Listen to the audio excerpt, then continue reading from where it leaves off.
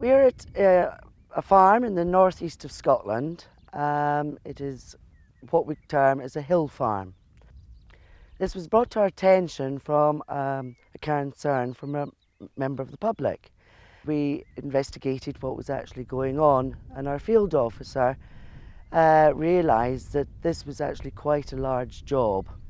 We counted up to around 77. The ponies themselves, they have been living a very natural life, if you like, where they've been living in their small herds. They've been infighting, and just recently with the boys wanting to get their own mares and things. But where it could be an idyllic situation, nature can be quite cruel, and nature does take care of its own as well.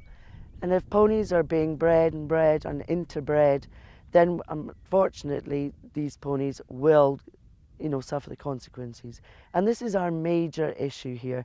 We want to make sure that the welfare of these ponies is paramount.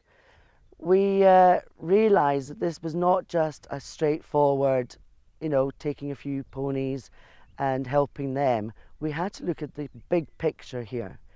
These ponies are semi-feral. Some of them used to be used as riding, trekking ponies, but as time went on and through various circumstances, the herds just grew and grew.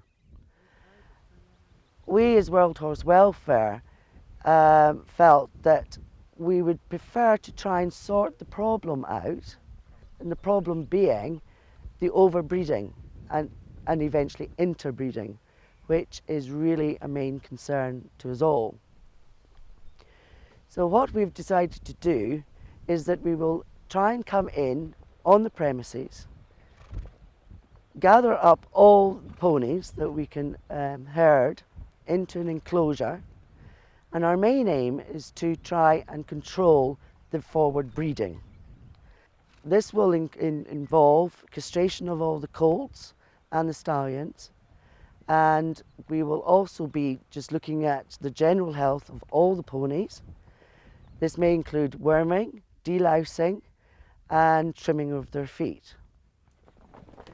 Now this might sound quite easy and straightforward, but we're looking at 2,000 acres plus of hill land that the ponies know extremely well, and for us humans, not so well. So what we looked at is, who would be able to help us on this. As you can imagine, 1,000 acres is a bit daunting. When you add on plus, it is very daunting.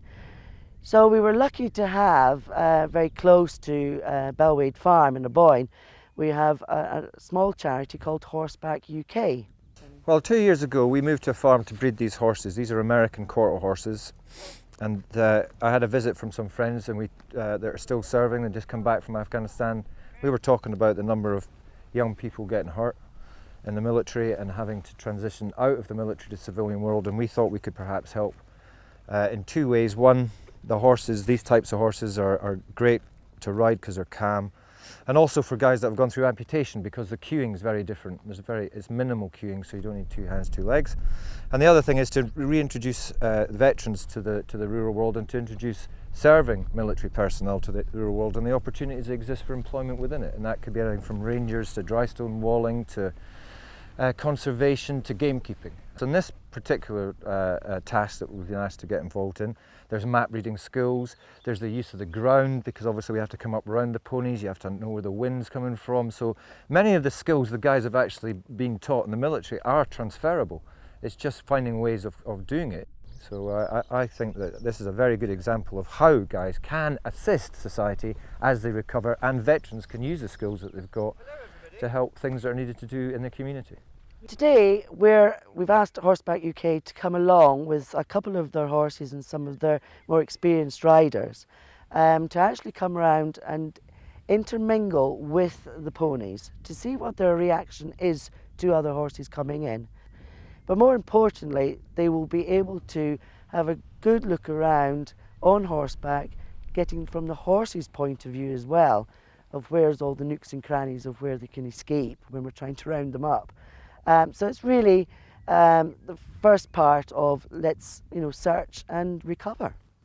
Our initial tasking is to really go out on the ground and use the military skills that we're pretty much all trained with to use the ground to our advantage, map read and herd the horses in and take them down and bring them actually down into a corralled area and a holding area before they go through the process through Dick's Vet.